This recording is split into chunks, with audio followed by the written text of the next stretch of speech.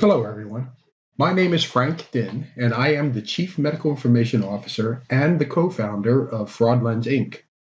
FraudLens was designed to shift the focus of anti-fraud, waste, and abuse efforts from the pay and chase model to a prepay, pre-adjudication, detect, and prevent model. In other words, identify the fraud, waste, and abuse early and prevent the payment in the first place. This new approach requires a different way of thinking and a different set of tools. This webinar will present the things that make detect and prevent work so that you can add these ideas and tools to your own anti-fraud, waste, and abuse toolbox. I want to take a few minutes to review the current state of the industry just to level set for all the attendees. The current basic approach to dealing with fraud, waste, and abuse is commonly called pay and chase. That means the claims are paid, and then sometime in the future, the payer finds out that they should not have paid those claims and then tries to recover the money. The money recovery, when it is successful, is usually pennies on the dollar, and this approach is used by everyone. But even with all this effort, pay and chase is stagnant. The success of pay and chase has leveled out despite the increased effort and increased funding. The Office of the Inspector General of HHS reports that anti-fraud, waste, and abuse efforts from 2009 to 2016 shows an average of $2.56 billion per year, with the best result of a little over $3 billion in a single year. This is only a single-digit percentage success rate. I think it is also useful to do the math to see the scope of the problem. The entire healthcare market in 2012 was about $2.8 trillion. Healthcare fraud is estimated to be between 10 and 30% of the total healthcare spend. If we use that low figure, 10%, that means that $280 billion was lost. That equates to nearly $9,000 per second. Now, since the beginning of this slide, the calculator has been running. And in the approximately 30 seconds that it has taken for me to present this slide, nearly $270,000 has been lost. Clearly, fraud, waste, and abuse is huge and has been a problem over decades, with success rates stuck in the single-digit percentages. Some would say that this is proof that fraud, waste, and abuse is an intractable problem, with no hope for greater success. I think it's worthwhile to take a look at other intractable problems and how those were addressed. Specifically, we will look at inner-city crime, nuclear weapons, and smoking to see if there's anything that we can learn from these efforts. Inner-city crime was out of control in the 1970s and early 80s. Crime rates were high and growing every year. Entire neighborhoods, like the South Bronx and Bedford-Stuyvesant, were deemed dangerous. Then, the broken windows theory gained traction in the late 80s, and cities like New York City began to improve. Broken windows states that in order to make a real impact on crime, you must deal with the environment that suggests to the criminals that antisocial behavior and petty crimes will be tolerated. In other words, we need to change the ground rules. Start to enforce the rules against graffiti artists. Add on-foot police presence. Fix broken windows, doors, and locks. And each single one of these things suggests to the criminals that there is a new focus on regaining control by the law-abiding. I was in dental school in northern New Jersey in the mid-70s and spent time in New York City. If you walked around Times Square, the picture on the left of the screen is what you saw in theaters. They did not show the latest Star Wars. If you rode the subway, the picture on the right is what you experienced. The subway cars were old, noisy, smelly, graffiti-filled, and home to roving youth gangs. After the adoption of broken windows into policing, the tide against inner-city crime began to turn. The end result is that Times Square in 2010 is 180 degrees different from the 1970s. This picture shows families, couples, and tourists all enjoying Times Square at night. The theaters are all showing mainstream movies and Broadway shows. The same thing applies to residential areas. This is a picture of the South Bronx. This looks like a war zone. Burnt-out buildings, and almost no human activity. This is a picture of the exact same area in 2010, after years of broken windows success. It looks like a normal suburb. So it is safe to say that broken windows, as a new approach to dealing with inner city crime, did provide a solution to a problem that many experts thought was unsolvable. Since the beginning of the Cold War, the United States and the Soviet Union built and compiled nuclear weapons without restriction. The arsenals got larger, more powerful, and more deadly. There seemed to be no end to the buildup, despite arsenals that were capable of ending all life on Earth 10 times over. That is, until May 26, 1972, when the first Strategic Arms Limitation Treaty was signed by the United States and the Soviet Union. While this treaty did little to solve the problem, it did succeed in getting both sides to agree that they had enough nuclear weapons. A small advance, but by using this small success as a starting point and as an example of what was possible, the two sides eventually agreed over time to add additional incremental steps. Today, there has been a massive reduction in the total number of nuclear weapons. Smoking has been a problem since the founding of the United States. In 1965, 43% of the adult population smoked. This is despite the fact that everyone knew that smoking was bad for your health. Smoking was cool. The Surgeon General's warning about the hazards of smoking started that same year. Every pack of cigarettes had to have the warning. In addition, advertising bans, public service announcements, and smoke-free environments all added to the effort to reduce the incidence of smoking. The end result is that, in 2014, only 17% are smokers, and smoking is definitely uncool. We have seen significant results with other intractable problems. So what lessons can we learn from them that we can now apply to healthcare fraud, waste, and abuse? These are the lessons that we see. First, you must deal with the small stuff. It is not enough to look to solve the $1 million fraud. You must also attack the $100 fraud. You must be willing to expand or change the focus of your efforts. You can set success as stopping the providers from submitting fraudulent claims instead of looking for criminal convictions. Do not try for the big bang. Incremental successes are easier to achieve and may set the stage for future wins. Any evidence of a change away from the pattern of problematic claims is a good start. Use the softer sciences to your advantage. Peer pressure and appeals to morality and ethics, etc., may be as effective as threats.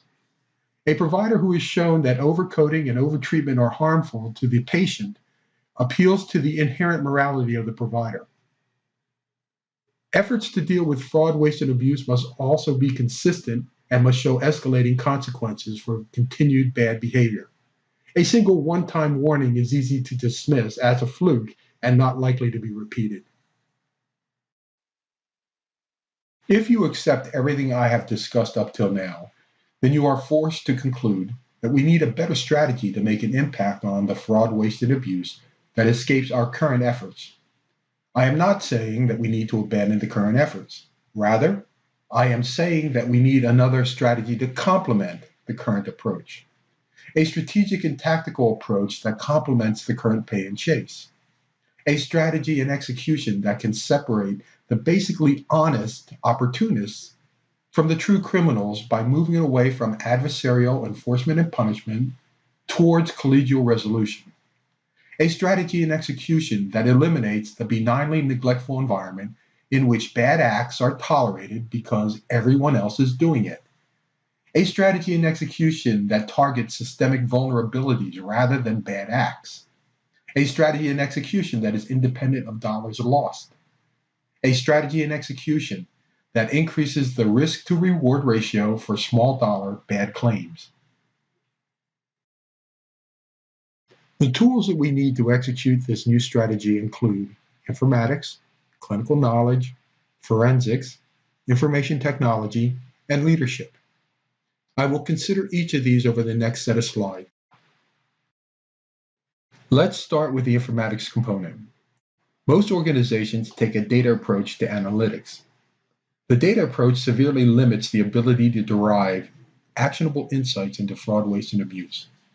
A data approach is limited to the explicit, that is, the text or the numbers in a cell in a table or a document. Context is completely missing. The informatics approach understands that data is actually a representation of a real event, and because of this, each data element contains additional implicit, contextual, relational, and networked information that can be exploited to enhance the analysis. Using the informatics approach, a treatment code for surgery tells us that a surgeon was involved, anesthesia was used, surgical support was involved, etc., etc. Each of these may provide the necessary additional information to prove fraud, waste, and abuse. For example, if there is a claim for a surgery and there is no corresponding record of anesthesia being administered, something is wrong. In other words, the informatics approach recognizes that data contains more information than you think.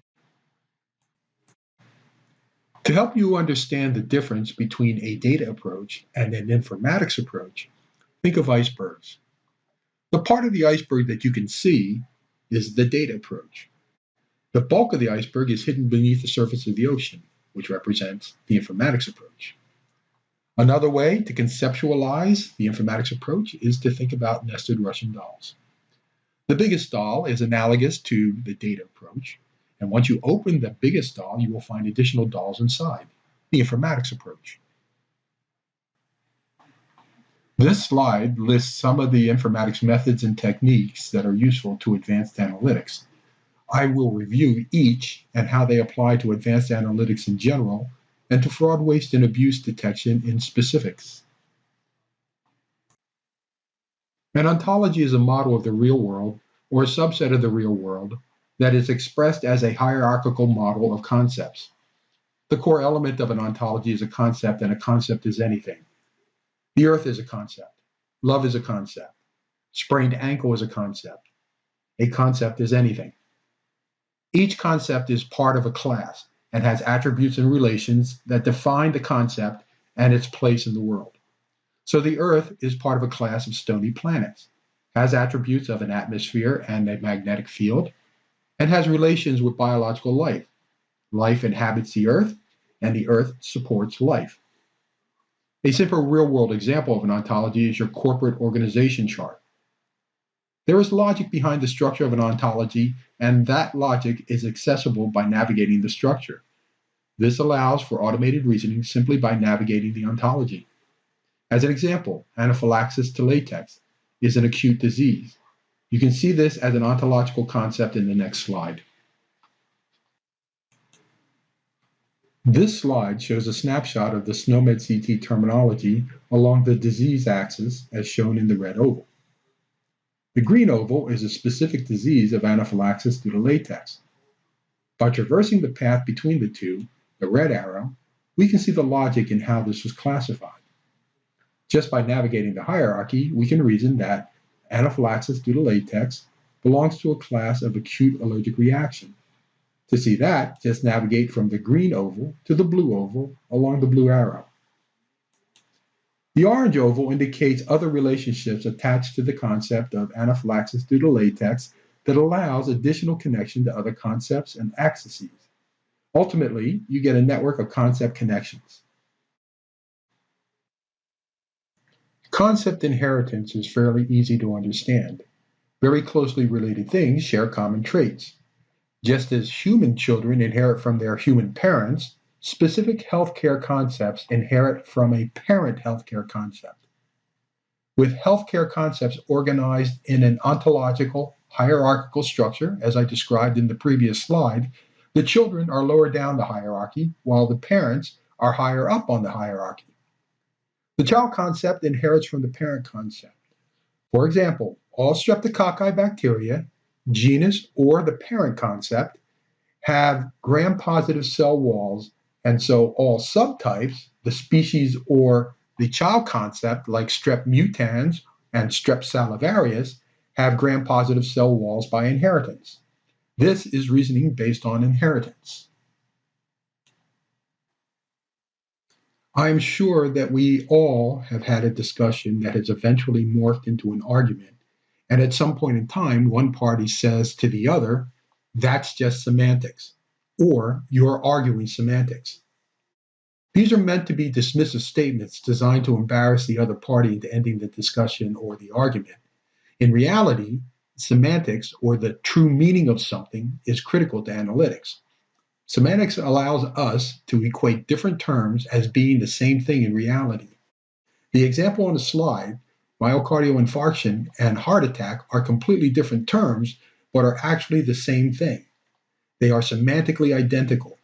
Another example is dental caries and tooth decay. Inference is what we can derive through reasoning and logic. For instance, if we have data that states a doctor performed a surgery, we can infer that a patient was present and was recipient of the surgery. Further, we can infer the use of anesthesia. Relative to detecting fraud, waste, and abuse through claims data, we name the inference process orthoinformation. We formally define orthoinformation as the information that is inferred from data or the extraction of information that is implicit in data. Now, the data-centric amongst you are probably thinking, oh, you're just looking at metadata. While I understand the thinking, there is a distinct difference between metadata and orthoinformation.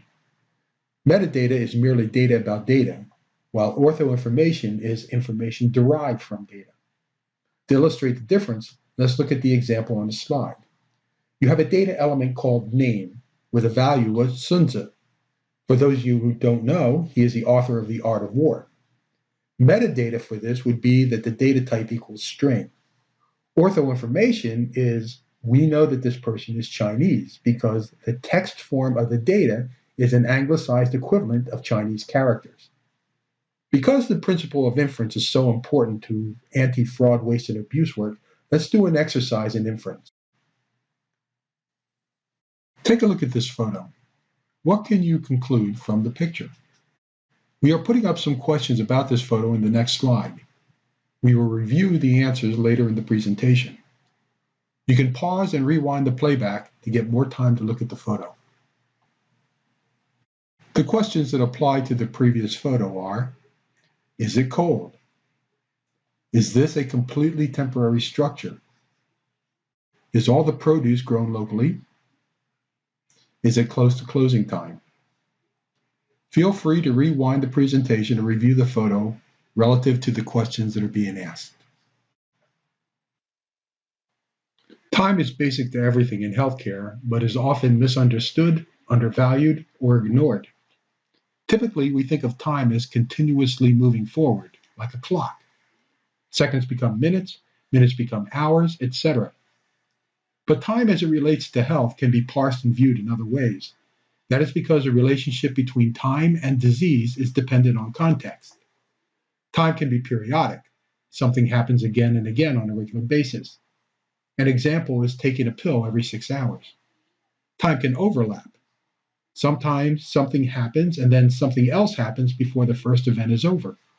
An example is a patient undergoing chemotherapy and develops diabetes during the course of the chemo. Time can flare up, in which case critical decisions must be made quickly. An example is insulin shock. For a diabetic, the need for insulin is continuous. The administration of insulin is periodic. At times, the administration of the insulin that leads to the insulin shock is the flare-up. Regardless of the progress of the other time elements, the flare-up event demands immediate attention. Episodes are a close relative to time analysis. The difference is that an episode encapsulates the entire period of care start to finish. Clearly, an episode is dependent on the clinical condition. An episode for a sprained ankle is much shorter than an episode of care for a heart attack. Also, within an episode, there can be multiple clusters of activity. A sprained ankle is a single cluster in which treatment is very simple. The injured area is examined, the ankle is wrapped, and the patient is sent home with orders to take it easy and to take aspirin. End of episode. In contrast, the heart attack episode may involve a medical cluster, which includes drug treatments, followed by a surgical cluster, which includes a balloon angioplasty. I will now begin to show how these informatics methods can be applied to the specific issue of dealing with fraud, waste, and abuse. Ontologies provide a formal structure against which we can apply formal computational tools for the purposes of analytics. The example on the screen from the CDT coding system is an example of a taxonomic structure in which increasing complexity of treatment is formalized. Since one of the patterns of fraud is to claim a higher paying, more complex treatment, when in fact a simpler treatment is performed, the formal CDT structure provides us with a way to compare the less complex with the more complex. A medical example is use of drug terminologies to detect the abuse of opioids in the absence of medical justification. That is, the strength of the opioid exceeds the threshold of pain relief that is typical for a specific medical condition. The notion of inheritance is more formally understood as type and subtype. So an endodontist is a subtype of dentist. A dentist can be defined as a healthcare provider that is limited to the treatment of oral disease. By inheritance, both dentists and endodontists treat oral disease. Any evidence of an endodontist performing a treatment for a non-oral disease is suspect because, by inheritance, if a dentist is not allowed to treat non-oral disease, the subtype, the endodontist, is not allowed to treat non-oral disease. Endodontics, commonly called a root canal, is not an elective procedure. Nobody goes to the dentist and says, I want a root canal. No one says, I read that Beyonce had a root canal, so I want one. Endodontic treatment is only justified if there is an existing disease state that is amenable to endodontic treatment. Any one of the following terms on the slide are suitable disease states: tooth decay, caries exposure, etc., as a reason for performing endodontics. In other words, for the purposes of proper rationale for treatment, they are semantically the same. As I mentioned before, inferencing, or orthoinformation, is one of the most powerful tools in the toolbox. If we see a claim for an extraction of a soft tissue impaction, you can infer the following items on the slide and then some. Each item provides additional data that can be used in the fraud analysis. For example, if the number of surgeries is markedly more than the number of scalpels used, this is an indicator of fraud. Since we are talking about inference, let us go back to the inference exercise. Here is the picture that I've asked you to review. The first question is it cold in this picture? The answer is yes. There is nothing that explicitly tells you that it is cold in this picture. There is no thermometer that shows 40 degrees Fahrenheit. We can infer the temperature by looking at the evidence in the picture. Look at the green ovals. The customers all have coats on. The vendor on the far left of the picture has a hood-type overcoat. The vendor in the fully zipped down coat has a wool cap. Each of these tells you indirectly, but with absolute certainty, that it is cold in this picture. The next question is this a completely temporary marketplace? The answer is no. While there are cardboard boxes and wooden plastic crates used as tables, that's the yellow rectangle, each stall has a plastic drain pipe from the roof to the ground, that's the red outline. Each stall also has lights, which require a robust electrical supply, that's the green oval, and each stall has vertical beams to support the roof, that's the violet oval. All of these would be absent in a structure that is erected every day and torn down every night. The next question is all the produce locally grown? The answer is no. In front of the vendor with the wool cap is a pineapple, that's the red oval. Pineapples are not grown in cold weather environments. Neither are the oranges in front of the man with the hooded coat, that's the blue oval. The next question is it close to closing time? The answer is no. Even though it is dark outside, you can see the brightness of the produce that is illuminated by the artificial lights. All the produce sections are piled high with produce. In other words, very little has been sold when this picture was taken, which indicates that the picture was taken early in the day. I hope you all did well. This exercise should give you some insight into the power of inference. From a simple picture of a street produce stand, which is the explicit data, we have used inferencing to gain additional information and data that we can use for advanced analysis. We know it's cold, we know it's early in the day, etc. The time example that I use here is the relationship between endodontic treatment and post and core treatment. The endodontic treatment must be performed and completed before the post and core. Any other temporal relationship between the two is suspect. An episode of endodontics occurs over multiple visits over a range of days. The CDT procedural coding guide indicates that the code covers all tasks necessary to complete the treatment. Hence, a separate charge for an X-ray of the treated area is not allowed since it is part of the episode of care. Clinical knowledge is the next phase as we work towards a better anti-fraud, waste, and abuse strategy. The role of clinicians within anti-fraud, waste, and abuse is analogous to having computer hackers working to improve the security of software and IT systems. IT hackers understand and can spot software vulnerabilities to exploit. Clinicians do the same for insurance billing. Part of the value stems from the clinical training. They know all about effective treatments versus ineffective treatments, triage of severity and sequencing of treatments, off-label treatments and novel treatments, shortcuts, etc. The other part of the value of clinical knowledge is experience. Clinicians talk to other clinicians to share knowledge. They know of other clinicians who are currently gaming the system. They attend continuing education courses that advise them on optimal billing practices that walks the line between correct and incorrect billing. An example of the value of clinical knowledge is the ability to spot fraudulent dental treatments by inferring the amount of local anesthesia that is used to perform the dental treatments.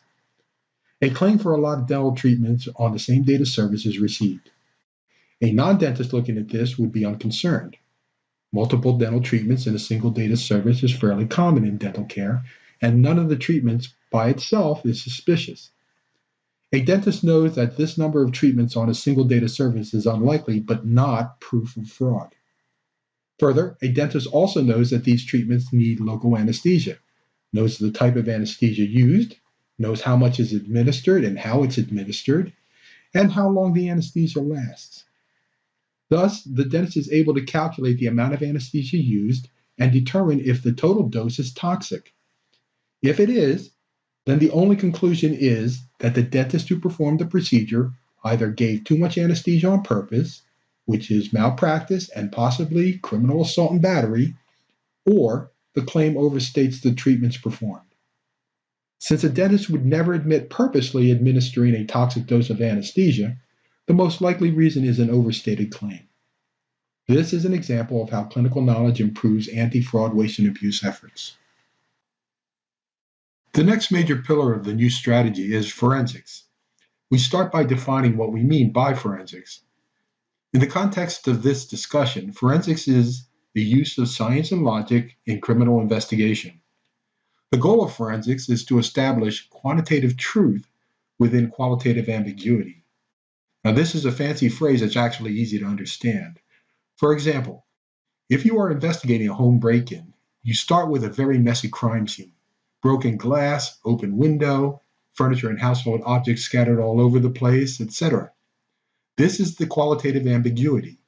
We know that something happened, but we are still not sure about who, what, when, and why. As we look closer, we notice that there's broken glass on the inside of the house. Because science tells us that glass breaks in the direction of the force applied to it, we conclude that the intruder broke the window from the outside, thus pushing the broken glass inside. The intruder then used the opening to unlock and open the window sash to gain entrance.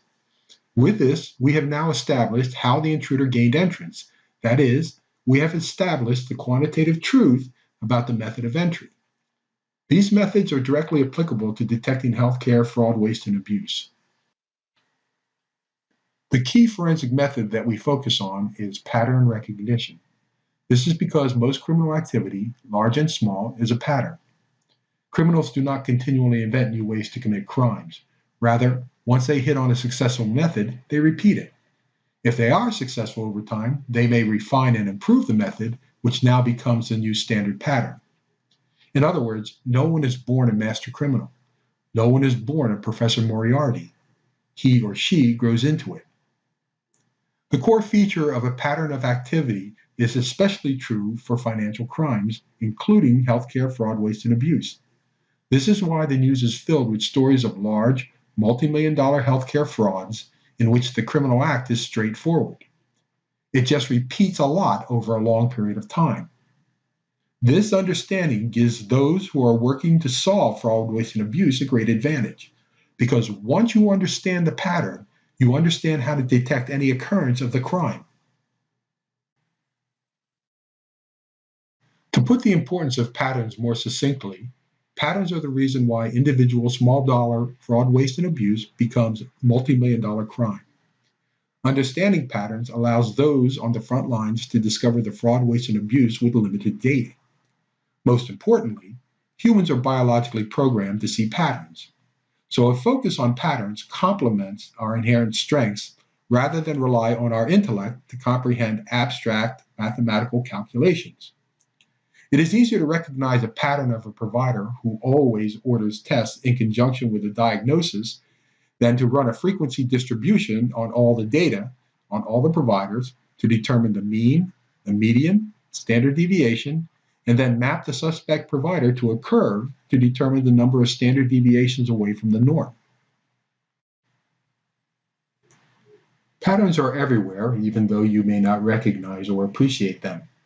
So I think it is worthwhile to look at some simple ones to see how powerful pattern recognition is and how it helps in the fight against fraud, waste, and abuse. Specifically, we will consider visual and audio patterns, which deal with core brain functions, mathematical and graphical patterns, which count on education and training to appreciate, and financial patterns to show that even the biggest financial crime is merely a variation of simple patterns. Take a look at these images.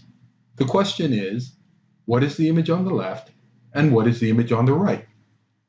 Unlike the produce market exercise that we did earlier, you don't need time to scrutinize these images. My guess is that you instantaneously recognize the black and white silhouette image on the left as a spider and the one on the right as an ant. The reason you can answer these questions instantaneously is because this type of recognition happens at a subconscious level. Being able to recognize spiders and ants is essential to your personal safety and well-being. After all, some spiders can kill with a single bite, and a colony of ants can contaminate a household and its food supply. This is an example of an audio pattern.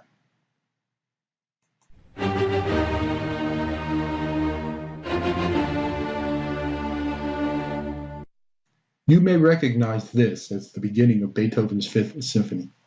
Every time you hear it, you recognize it and you don't mistake it for another song. But even if you did not know that this was a famous song, the music itself induces a feeling of dark foreboding. Bad things are about to happen. This is not happy music and will never be happy music. As a test, try singing the words, "I have good news, I have good news." Doesn't work, does it? Like the visual pattern example from the previous slide, this feeling is invoked by the music pattern and it occurs at a subconscious level.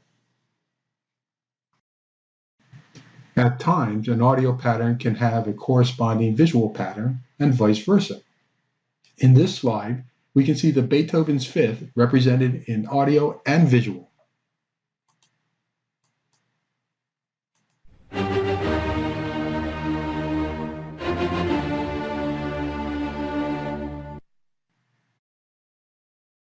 As we get into the realm of more abstract patterns, we first consider mathematical patterns.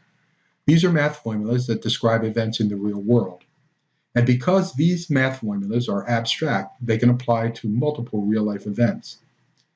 The first example in this slide is a simple one from high school. The 3-4-5 triangle formula can be used to calculate the diagonal of any room with a 90-degree corner. The second example is more relevant for our purposes. The Fibonacci sequence applies to everything in biology. The basic sequence and formula are an accurate description of how biology works.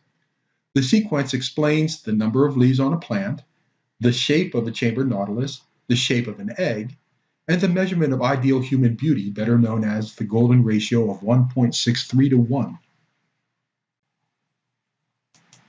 A close relative to mathematical patterns are graphical patterns. In this slide, we see a graph of the S&P 500 over an 18-year period. This is the blue line that slopes towards the upper right of the graph. As one would expect, there are lots of ups and downs on this line.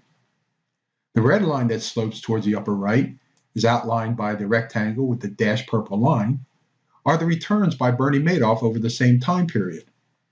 In case you've forgotten, Bernie Madoff is responsible for the biggest Ponzi scheme in history, an $11 billion fraud.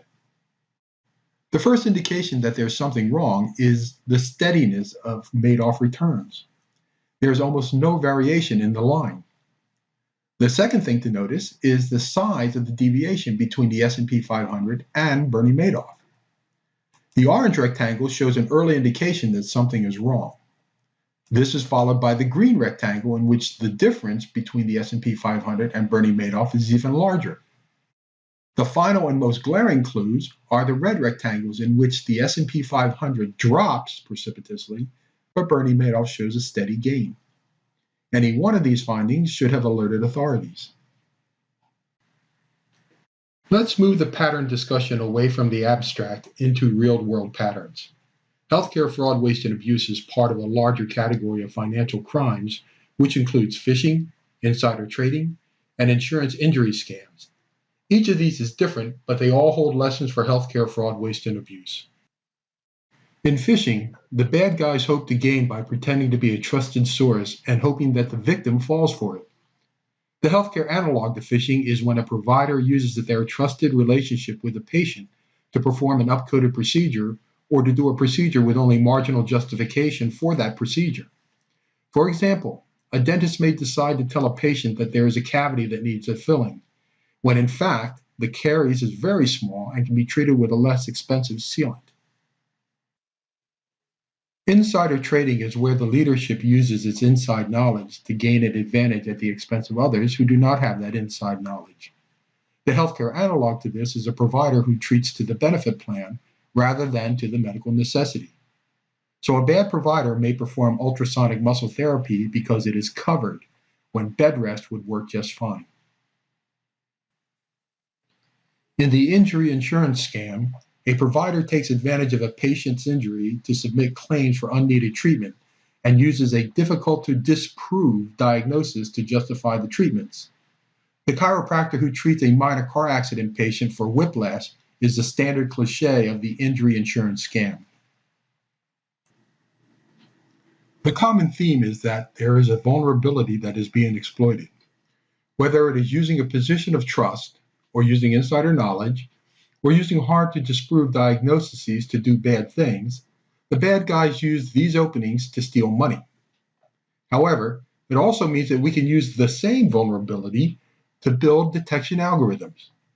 Using the dental example of the overtreated small cavity, we can use our knowledge that dental caries progresses very slowly, along with a treatment history that shows no significant dental disease in the past, to infer that it's highly unlikely that the patient suddenly needs a crown. Everything that I have discussed up till now will make you better at your job, but does nothing to improve the overall results of the anti-fraud, waste, and abuse fight.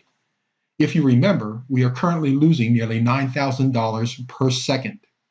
You, as individuals, can only do so much in a day. In order to make a real impact, we need to build these ideas, methods, and tools into an IT platform. Let IT do what IT does best, which is to do a lot of calculations very quickly with minimal to no human interaction. Humans provide the knowledge and insight and then use the results to stop fraud, waste, and abuse. IT does everything in between. So humans do what humans do best, while IT does what IT does best.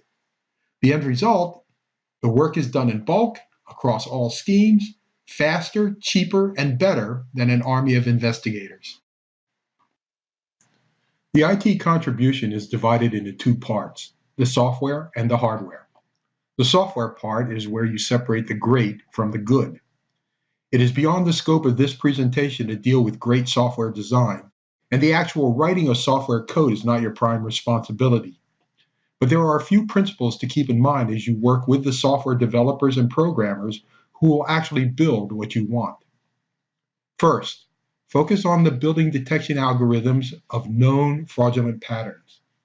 Address the known problems before you attempt to deal with the unknown.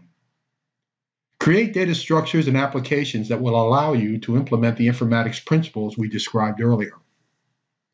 Design the user interface for ease of use and intuitive actions. It is not necessary to crowd every bit of data onto a computer screen. Use open source as much as possible. The hardware consideration is very simple. Use a cloud service provider like Amazon, Microsoft, or Google Web Services unless your company has a hard and fast prohibition against cloud services. There is almost no advantage to using internally maintained client-server hardware, and the advantages of cloud service providers are multitude. I have listed 4 specific advantages of the cloud, but it all boils down to 2 simple reasons. No insurer can attract and hire the depth, the breadth, and the sheer number of highest caliber IT talent like the cloud providers. Secondly, no insurer can afford the IT upgrade cycle in order to maintain state-of-the-art capabilities. Lastly, and the most important consideration for advancing fraud, waste, and abuse capabilities is leadership. If leadership is not 100% behind this effort, then nothing will get done. Let me repeat that. If leadership is not 100% behind this effort, then nothing will get done. Right now, there is 60 plus years of pay and chase momentum. The career path of an entire population of analysts, investigators, managers, and staff are dependent on the incentives and success metrics surrounding pay and chase. A single $1 million fraud prosecution with a recovery of 10 cents on the dollar is more likely to get you a promotion than preventing 100 providers from submitting $1,000 in upcoded charges. Both are equivalent dollar amounts, $100,000, but the single $1 million case gets the notice and the publicity. Only if they are sure that leadership wants a change will anyone risk their careers on something. This is why the reusable vertical landing rockets, just like in the 1950s science fiction, are built by Elon Musk and SpaceX, not NASA. You cannot tell me that the NASA scientists, engineers, and contractors are not smart enough to do this. NASA people built the Voyager spacecraft that is still working after 30 years in space and has made it into interstellar space. The NASA people saved the Apollo 13 astronauts after the spacecraft blew up on the way to the moon. The NASA guys landed the Opportunity rover on Mars, and it is still driving on the Martian surface after 14 years. You cannot tell me that these guys are not smart enough to create a rocket that lands vertically. The reason that it took SpaceX to do it is Elon Musk. His leadership was behind the effort 100%. None of the leadership in NASA wanted to do it, so a vertical landing rocket, even if the engineers, scientists, and contractors wanted to do it, would not get done. Leadership would not risk it. Leaders who champion the new must understand that being behind a new concept is more than just cheerleading. It involves some hard decisions that involve disrupting the status quo, and any changes to the status quo is likely to create friction in the workplace. Specifically, the artificial barriers between the silos of program integrity, utilization, payment, and special investigative units must be broken. These barriers will not fall unless someone at the top can force it to happen. Only the leader can push for something that benefits the company but may disrupt each and every silo. If the silos are allowed to determine the outcome, each will support only those things that benefit the silo and reject everything that detracts from their power, prestige, money, and importance, even if this is bad for the company as a whole. The actions taken against those who are discovered committing fraud, waste, and abuse needs to change. It needs to change from a focus on law enforcement with the threat of punishment to administration with pressure to effect behavior change. This is critical since the current approach is hamstrung by the fact that the standard of evidence to achieve enforcement and punishment is evidence beyond a reasonable doubt. This is the criminal standard. This is very difficult to achieve since so much of healthcare is gray, ambiguous, and context dependent. For example, how do we determine the difference between moderate and severe pain? And since this is so difficult to determine, can we punish a doctor who codes for treatments based on severe pain versus moderate pain? If we instead handle these problems at the administrative level, effective action is simplified. Stopping the payment is a routine business operation, as opposed to the recovery of money, which is laborious, time-consuming, and costly.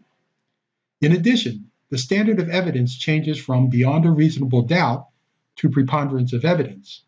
In other words, the new standard is the evidence needs to be more likely correct than not.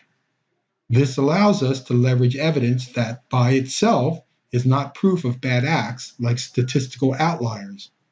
This allows us to confront a provider who is doing a lot of small dollar upcodes on a routine basis. The evidence clearly points to bad behavior, but because of the small dollar amounts, it is not cost effective to pursue law enforcement. I will dive much deeper into this issue in the second webinar that deals with how to achieve prevention through behavior change. Leadership must be careful not to go overboard. I have laid out the details on how to break out of the pay and chase rut with new ideas, methods, and tools. It is tempting to think, why stop here? Perhaps other sexy, cutting-edge ideas will produce similar gains. Predictive models have gotten a lot of press recently, but like most overly hyped things, the reality of what predictive models can accomplish greatly exceeds its marketing. The key fault with predictive models is the models can only tell you what is likely to happen. Even without a predictive model, we already know what is likely to happen. That is, the bad guys will continue to submit bad claims, and we already know what schemes will be used. So the information gleaned from a predictive model does not add to what we already know. Artificial intelligence is just as problematic at this time. The best known AI solution is IBM's Watson. AI is designed to take open-ended questions and provide the best answers. This works best if the question involves a complex analysis of all the evidence to support all positions in order to come up with the single best answer. Fraud, waste, and abuse is much simpler to detect, so the power of Watson is overkill. And the cost to implement AI is very high compared to the alternative that we have just presented. So while both have some utility, neither are compelling enough to warrant the investment in time and resources. I have gone through a great deal of information over a short period of time. I don't expect you to absorb everything based on one exposure to this webinar. If this topic truly interests you, I suggest that you review this webinar again in a couple of weeks. Each time you do, I think you will get a little bit more each time. For now, I want to leave you with the high points that I would like you to take home. Pay and chase has reached its limits. If we are to do better against fraud, waste, and abuse, we need new approaches. I have presented one. There are probably others waiting to be discovered and built. Truly leverage the power of the information age. A lot of manual work combined with a basic database and Excel spreadsheets is not leveraging the information age. Build smart algorithms that incorporate your expertise into computer code, then let the computer do its thing automatically and 24/7. Data is limiting. Informatics is expansive. Use informatics. Mindset is the critical first step. If your mind is dead set against change, any attempt at doing something new will fail. Detect and prevent is the next wave. It engages fraud, waste, and abuse early, which allows us to stop fraudulent payment. This means dollar-for-dollar savings rather than pennies on the dollar recovery. It also allows us to implement reward programs for the good providers and to incentivize the bad providers into becoming good providers. I will discuss this in detail in the second webinar. So, if you implement all the things in this webinar, what kind of results can you expect? That is impossible to say, but there are some guidelines. Fraudlens is built on these principles and has analyzed over 71 million paid dental claims that paid out $15 billion in payments as part of an historical post-pay review. We found $1.1 billion in excess payments due to fraud, waste, and abuse. That equates to 7.4% of the paid money. Preliminary work with medical shows the same level of results. To ballpark the kind of results you can achieve, just multiply your total payout by 7%. So the billion-dollar question is 7% or some fraction of 7% of your total payout worth the effort to implement the change? Here is my contact information in case you have any questions, as well as my LinkedIn profile where you can find links to full scientific papers and presentations that touch on this and other related topics. I thank you for your time and your attention.